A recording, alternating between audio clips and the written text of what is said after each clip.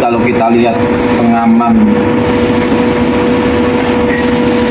truk Vivonya ini teman, antik, aneh, dan sangat tidak lazim. Tapi memang beginilah yang kita pilih, mencari yang tidak aman.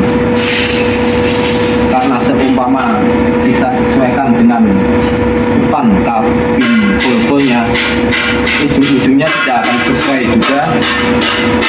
Karena kalau kita lihat dari bahannya kan sudah kurang pas. Jadi sekalian kita gaduh-gaduhkan dari depan kabin Volvo made in Swedia, dari pengaman samping mobil sport kelas dunia Lamborghini dari Italia, dan bak kayu made in Indonesia Raya. Itulah teman-teman, jadi sekalian digaduhkan 3 konsep.